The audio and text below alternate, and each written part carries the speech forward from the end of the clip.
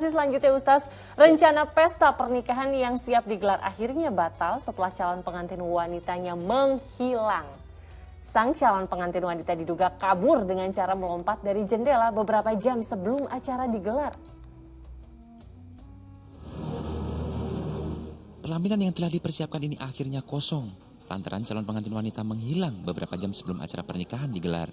Kejadian ini terjadi di Kampung Nambus Eng, Rangkas Bitung, Kabupaten Lebak, Banten. Sedianya 8 Agustus lalu keduanya melangsungkan pernikahan di rumah mempelai wanita. Namun gara-gara sang mempelai wanita menghilang, pesta pernikahan yang diimpikan kedua keluarga pun batal. Pihak keluarga terpukul atas hilangnya anak wanitanya itu. Keluarga menduga putrinya dibawa kabur sang mantan pacar dengan cara melompat dari jendela. Saya dibangunin sama emak, nanyain anak saya, ada apa enggak itu pria di sini, kata saya enggak ada. Pas ngelihat jendela ruang tamu kebuka. Itu kira-kira jam berapa itu kejadian? Antara jam 2 jam 3. Jam 2 jam 3 subuh? Iya. Menurut keterangan orang tuanya mau dinikahkan tapi tidak ada. Itu intinya.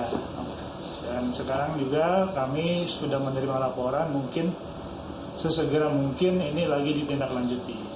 Kasus hilangnya mempelai wanita ini kini dalam penyelidikan aparat Polres Lebak. Ariel Marinus melaporkan dari Kabupaten Lebak, Banten. Pernikahan sejatinya adalah hari besar yang selalu diimpikan oleh banyak orang. Bahkan dalam Islam sendiri pernikahan itu merupakan ibadah dan ada hadis yang menyatakan jika seseorang menikah maka ia telah menyempurnakan separuh agamanya. Karenanya bertakwalah pada Allah pada separuh yang lainnya. Hadis riwayat Al-Baihaqi. Mohon koreksi Ustaz jika salah. Ustaz, yang jadi pertanyaan, salah satu rukun dan syarat sahnya pernikahan adalah adanya calon mempelai pria dan wanita pastinya. Dan rupanya dalam berita tadi calon pengantin wanitanya menghilang Ustaz beberapa jam sebelum acara pernikahan digelar. Bagaimana dalam pandangan Islam Ustaz, bukankah menikah itu sebenarnya tidak boleh ada unsur paksaan? Soalnya kalau kita lihat dari informasi tadi terkesannya kayaknya ada unsur paksaan sampai kabur gitu Ustaz ya. Bukan kita seuzon sih ya. Ya. Betul sekali tadi hadis yang disampaikan Mbak Sheila memang benar. Bahkan di dalam Al-Quran juga disebutkan bahwa pernikahan itu merupakan perjanjian yang amat kuat gitu ya. Hanya ada perjanjian yang disebut di dalam Al-Quran sebagai perjanjian yang kuat itu selain pernikahan itu adalah perjanjian Bani Israel dengan Tuhan, dengan Allah.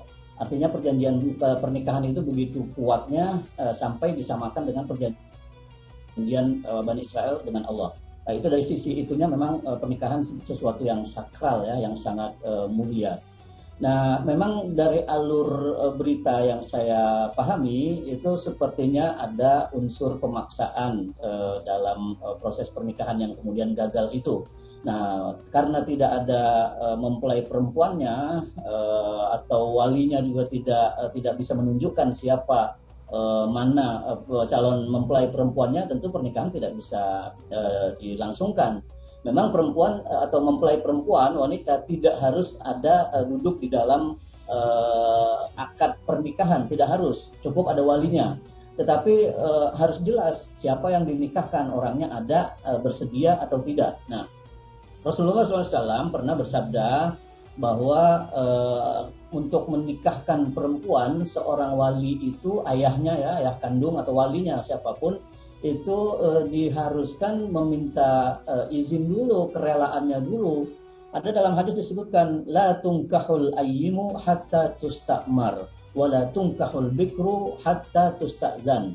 Seorang gadis, anak perempuan tidak boleh dinikahkan paksa oleh ayahnya sebelum si perempuan itu, gadis itu menyatakan persetujuannya, dimintakan persetujuannya.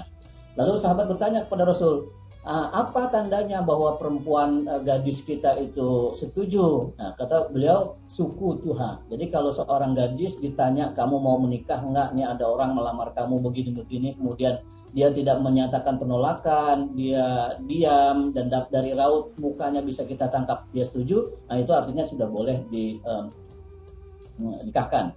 Nah, ada hadis lain, suatu waktu ada seorang perempuan yang dipaksa nikah oleh bapaknya, itu mengadu kepada Rasulullah. Bagaimana ini kasusnya, bapak saya menikahkan saya, dan sudah terjadi, pernikahan itu sudah berlangsung. Lalu beliau menyerahkan kembali kepada perempuan itu, terserah kamu, sekarang kamu yang pegang kendali. Kamu mau tolak, kamu batalkan pernikahan itu silakan. Kamu mau terima dan pernikahan itu berlangsung silakan. Akhirnya perempuan itu mengatakan kepada Rasul, ya saya sebetulnya saya sudah terima, saya nggak ada masalah lah walaupun dipaksa oleh ayah saya.